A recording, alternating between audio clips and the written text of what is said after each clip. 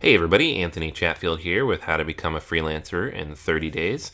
Today is going to be real quick. I just want to talk about something that I do get a lot of questions about, but fortunately the internet has made relatively easy on us, and that's how to do invoices, contracts, and forms. Alright, so all the fun stuff you don't really want to think about, but that you gotta deal with, the earlier you do it, the easier you make your life. Alright, so the goals for today is to familiarize yourself with some of the common legal and financial dealings that you're going to have. How to create the forms you're going to specifically need for your business, and then how to handle these at tricky situations. Before we dive into anything, just remember I'm not an accountant, I'm not a lawyer. If you're going to do this, even semi-professionally, make sure you contact one of each and ask them, how to do these things, whether it's incorporating or forming an LLC, or how to do your taxes, or how it's going to affect, your current tax situation. I'm giving you anecdotal advice from my own background, and just some tips on things you need to look out for.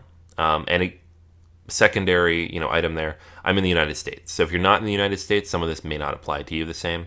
But I think it's important, and I get a lot of questions about it, so I'm going to cover it anyways. And just, make sure you leave questions and don't take my word as gospel. All right?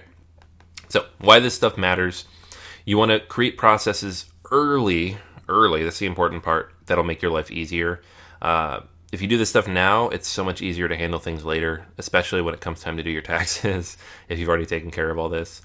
You also want to protect yourself legally to some degree, and I'll talk about that in a second. It makes you look more professional. If you're sending an invoice with a logo on it and it's not in a Word document, people respect that.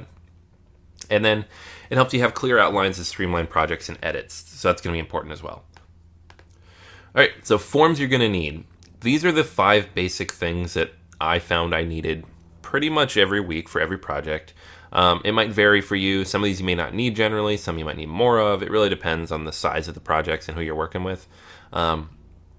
Keep in mind, too, if you're on like Elance, you don't really need any documents. They're all built into the Elance agreement that you agree to when you approve a project. Some clients will ask for more documentation, whether it's a copyright release or an NDA. Elance has those documents. You just use their document. I would just recommend using it because you're already on that platform. You've already agreed to all their terms. You might as well sign their documents. It's rare that they ask you to do more. If they do, run it by a lawyer real quick. But some stuff you'll need if you're taking projects off of Elance, and this is one of the many reasons why you might consider going on Elance, even despite the fee, is just because you don't have to worry about all this stuff. A general contract. So it's usually a 3 to 4 page document just covering basic stuff, indemnification, and who owns the rights when you're done, and what the payment terms are going to be. A non-disclosure agreement.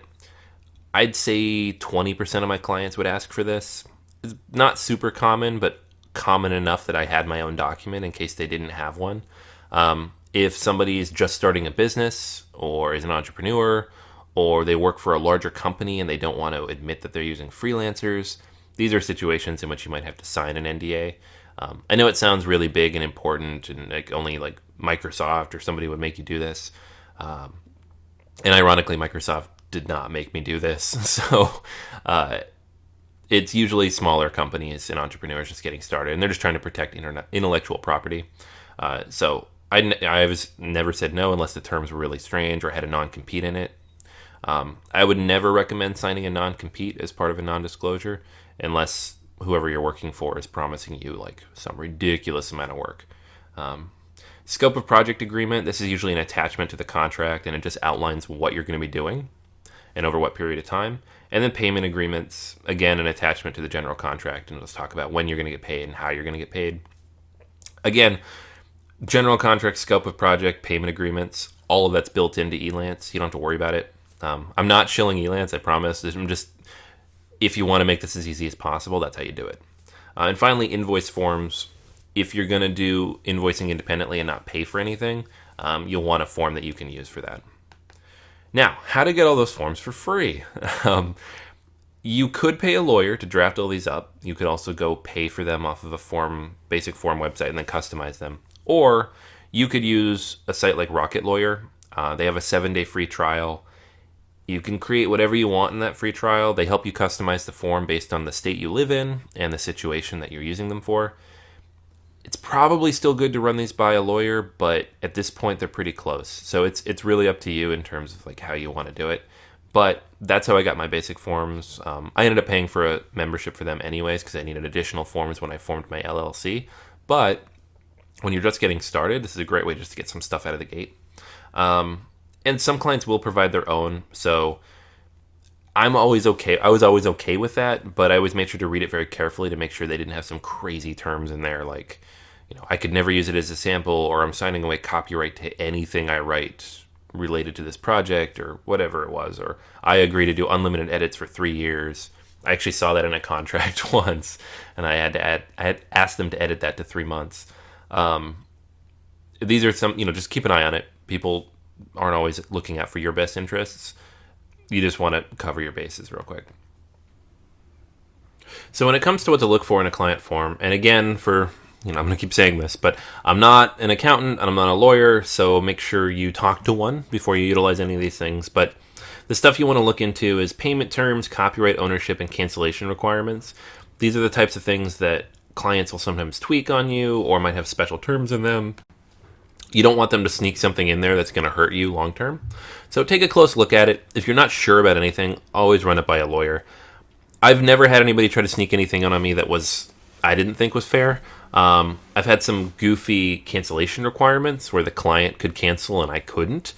Make sure that's an equal share so that, if they're able to cancel with 30 days notice, so are you. But generally speaking, this is not often an issue. The larger the company, though, the more carefully you should look. In terms of invoicing, you got 3 good options. You can use PayPal Invoices, which are free, and people can pay directly to PayPal for you. You can use a Word or Excel invoice if you have that software, also free, and they look decently professional these days with the templates. Or you can use a software tool called FreshBooks, which is online. I used this for many years, actually, like 7 years, freelancing plus my agency. I liked it a lot because it keeps all the information in there. You can record expenses, you can run tax documents, profit and loss reports, you can see data in terms of when people have paid you and how much. It's a really good tool. I really liked it. It does cost money though, so that's something you want to keep in mind. If you have a lot of clients, it starts to become an issue. You might want something more powerful. To get started, I would use PayPal. It's a lot easier. All right, so for today's actions, what I want you to do is make a list of all the forms you're going to need. Sign up for Rocket Lawyer and pull all those forms so you can get those for free with your trial. Remember, again, you only have a week. Decide how you're going to want to invoice your clients, and then consider the next steps in legal protection, whether it's forming an LLC or a corporation. These are, again, things you want to talk to a lawyer or an accountant about. All right, so that's everything for today. Make sure you leave any questions or comments below. If you have not yet, please leave a review for this program. I really appreciate your feedback, and looking forward to talking again to you tomorrow.